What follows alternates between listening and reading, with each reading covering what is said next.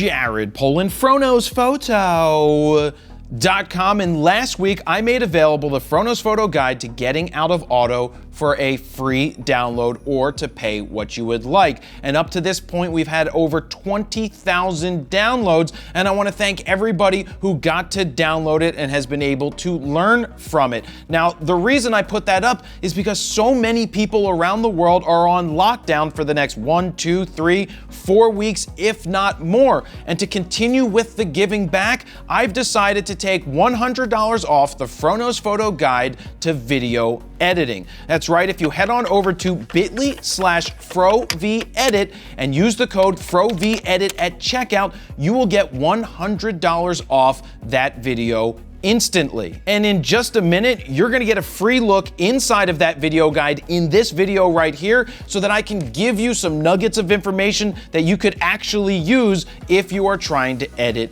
videos. The reason I'm doing this is because now would be a great time to take all of those videos that have been sitting on your hard drive and actually edit them into a polished final piece. Whether you're a beginner, an intermediate editor, or somebody who wants to pick up some more techniques from Todd Wolfe, who's been doing this for 20 years, now is a great time to pick up this guide. You're gonna learn everything you need to know from start to finish. The importing process, organizing, how to export, how to polish your footage, how to use all the different techniques that Todd has learned over the past 20 years. He's going to give them to you, and it doesn't matter if you have Final Cut or Adobe Premiere, because what he is teaching inside of this guide, it transcends all editing programs, because once you understand the fundamentals and the tips and tricks that he's giving you, it doesn't matter what system you use or what program you use, because you will know how to edit from each program. So right now, I want to give you a free look inside of this video guide so you can have some nuggets of information to use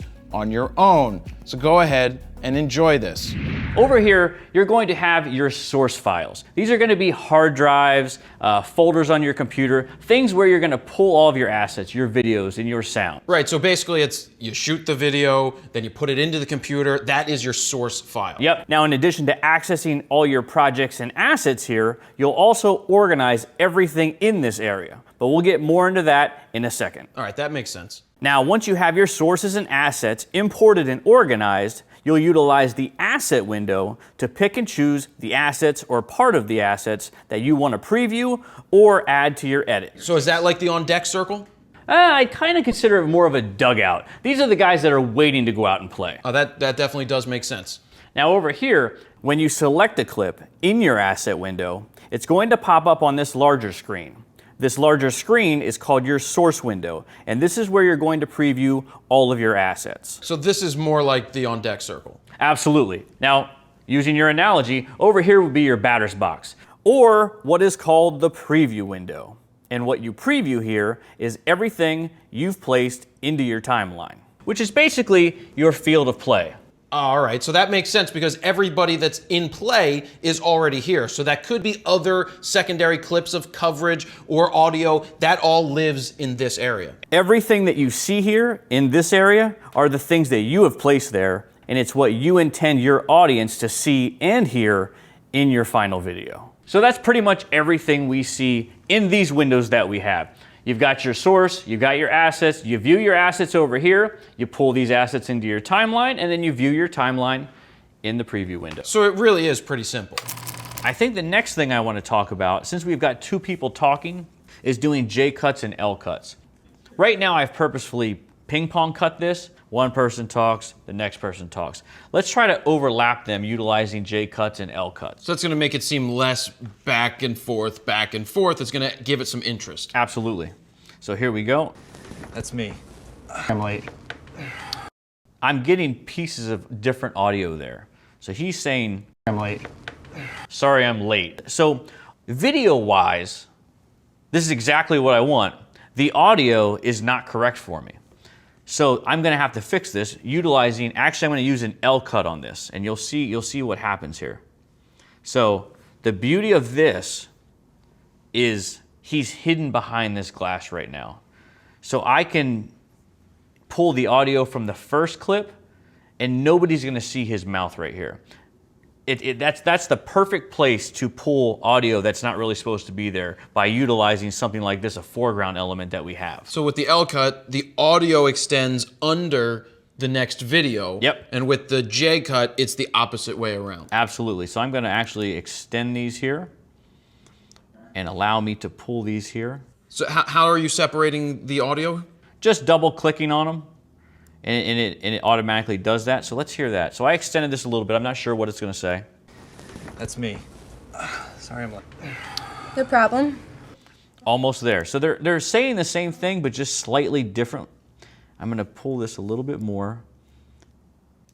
So you're just dragging the audio. Just dragging the head of the audio and pushing the other one back a little bit. And you can see right here, that looks like the shape of an L. A tiny L, but it's just slightly going underneath that. Just so he can finish saying, I think he's saying, sorry I'm late. He starts to say it now wide as he's sitting. I'm going to allow him to finish saying it with him perfectly hidden behind that glass.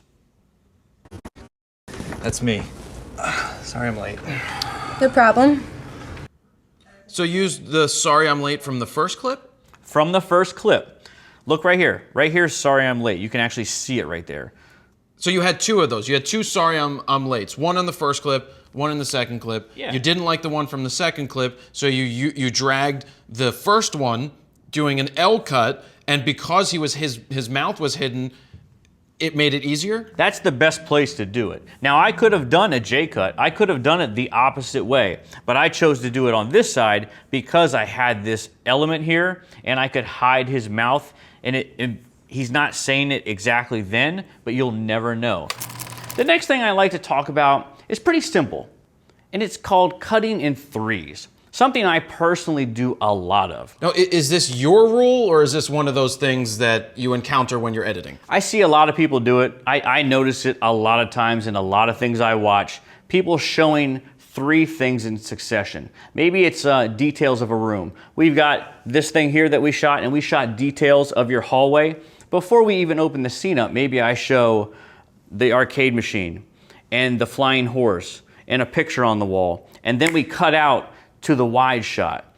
One or two usually isn't enough for me, but three feels visually pleasing to the audience. Right, so this is when you're doing multiple types of cuts. So yeah, say you're showing off a city, opening up a scene. Showing three cuts from the city is a good way to establish that scene. Doing more than that tends to drag on, and doing less than that feels like not enough. Look, can you break that rule? Absolutely, it's not set in stone. But for me personally, it works really well as a great starting point. I naturally want that first hair pick to sync up to that first, I think it's a drum hit. I'm not sure what noise that is. And I want to try to line that up. Ah, you see that? Almost both of them line up with the beat.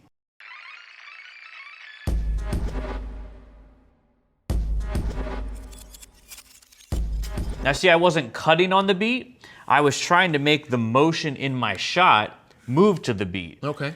We didn't have music playing at that particular time, but as an editor, I saw a moment there that I could make the rhythm of the music and the rhythm of the shot piece together. And it feels much better than the way I originally had it. It wasn't terrible before, but now it feels like it's supposed to be there. And that's the thing. As an editor, you're looking for those special opportunities to take advantage of. And by knowing all of these different techniques, that's when you're gonna find them, because you've got all this stuff in the back of your head, and then as you're watching footage, you're gonna think to yourself, I can take advantage of match cutting. I can take advantage of the rhythm in this shot. I can take advantage of this technique over here and keep the audience guessing and keep it fun and keep it entertaining. That's your job. Remember what we did with the background audio? The crowd of the restaurant? When we got close to them, we brought the level down for that. I want to do the exact same thing here. The background people and the background music should do similar actions. So again, I'm going to make a keyframe here and a keyframe here, matching pretty much what was there with the background audio. And I don't want this to be too much. What's this one? Yeah, that one's 20. I want my music to be a little louder. So let's see how that works.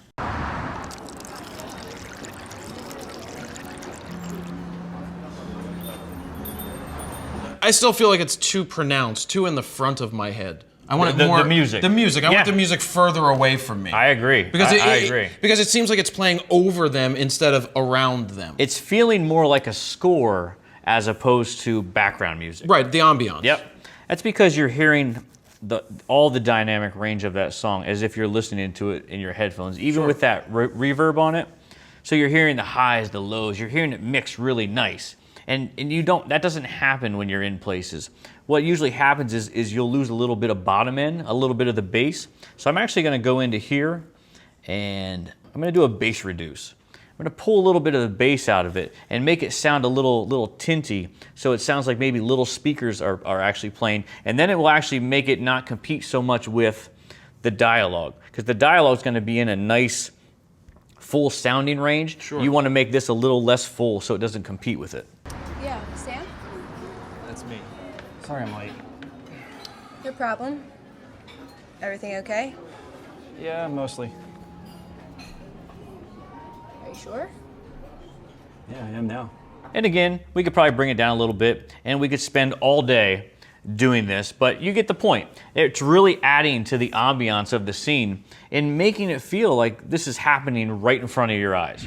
All right, so I hope you enjoyed that free look inside of the FroKnowsPhoto guide to video editing. If you'd like to save $100 right now and pick that up, head on over to bit.ly/FroVEdit. Use the code FroVEdit at checkout and you will get $100 off instantly from the regular price. Now, this is only available for the next 10 days, so now would be the time to jump on it. If you have any questions, please leave them down below and I will do my best to answer them as quickly as possible. But again, stay safe, stay healthy, be smart, and thank you very much for watching. Jared Polin, FroKnowsPhoto.com.